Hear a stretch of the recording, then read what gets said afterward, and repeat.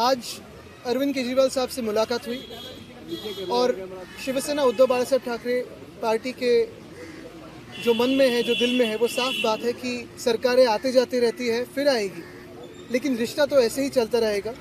और यही कहने हम आए थे।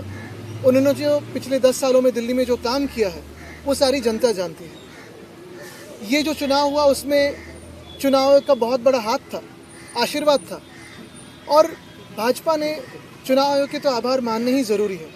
लेकिन यही बात है, कल जैसे मेरी राहुल जी से बात हुई, आज अरविंद जी से बात हुई, कि इंडिया गठबंधन हो या फिर हम सारी पार्टीज़ हो, कहीं ना कहीं हमें ये सोचना ज़रूरी है कि अभी अगला स्टेप क्या है, क्योंकि हमारी डेमोक्रेसी फ्री एंड फेयर नहीं रही है, इलेक्शंस फ्री एंड फेयर नहीं रहे। तो लड़ते तो रहेंगे, देश के हित में लड़ते रहेंगे।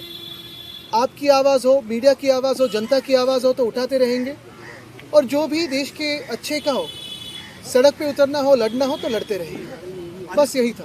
लेकिन आपको नहीं लगता जो आपसी कन्फ्लिक्ट था उसका नुकसान भी जो है हुआ है, और दोनों ही पक्षों की तरफ? देखिए, काफ़ी सारी इसकी एनालिसिस हो सकती है, होगी भी, दोनों पार्टी अपनी अपनी एनालिसिस रखेगी, लेकिन हमारी तरफ से जो रिश्ता है वो रहेगा, जो दोस्ती है वो तो रहेगी। इसके आगे मैं कहना चाहता हूँ कि जो काफ़ी सारी जगहों में वोट्स काटे गए थे, जो वोट्स डिलीट हुए थे, उस पर भी कभी ना कभी विचार करना ज़रूरी है, क्योंकि वो वोटिंग का अधिकार लोगों से छीना गया था, वो चुनाव आयोग ने छीना है, तो उस पर भी विचार विमर्श होना ज़रूरी है। आदित्य जी, क्या इस इशू पे वोटर डिलीशन एडिशन पे आपकी कोई चर्चा हुई दिल्ली महाराष्ट्र दोनों को लेके? देखिए, आज तो कर्टसी कॉल था, आज तो यही कहने आए थे कि रिश्ता तो ही जारी रहेगा। जाहिर सी बात है, स्वाभाविक है कि जब हम मिलते हैं तो इस बातों पे चर्चा होती है। इसके पहले भी फ़ोन पे भी हुई थी, अभी जो फ़ोन टैपिंग करते हैं वो तो सुनते ही होंगे, तो उनको पता भी होगा कि हम शायद क्या बात कर रहे हैं। लेकिन हमने ये भी कहा है कि इस पर स्टडी करके जो हम प्रश्न चिन्ह उठा रहे हैं, जैसे महाराष्ट्र में 47 लाख वोटर्स कहाँ से बढ़े हैं, 76 लाख वोट्स आखिरी समय के बाद किसने वोटिंग किया है, इसकी कोई वीडियो फुटेज है क्या, टोकन्स है क्या? चुनाव आयोग इस पर बात करने के लिए बिल्कुल तैयार नहीं है।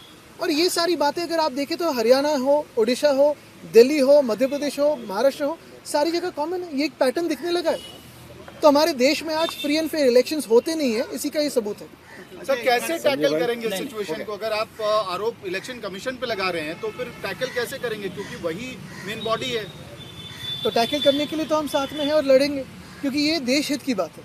देखिए, कोई भी चुनाव जीत सकता है, हार सकता है, जीत भी सकता है वापस उसके बाद में, लेकिन फ्री एंड फेयर इलेक्शंस होना जरूरी है। अभी कई चुनाव आने वाले हैं, निगम के कई चुनाव, हरियाणा में आम आदमी पार्टी लड़ रही है, आप लोग लड़ रहे हैं, क्या इसे लेकर कोई स्ट्रेटजी? बिल्कुल लड़ते रहेंगे और अपनी अपनी स्ट्रैटेजी सुधारते रहेंगे। जो वोट कटिंग की देखिए, ये चुनाव आयोग के साथ हम चेस का गेम खेल रहे हैं। वो कोई एक तरीका अपना रहे तो हमें उसका एक उत्तर देना पड़ेगा, तो वो खेलते रहेंगे।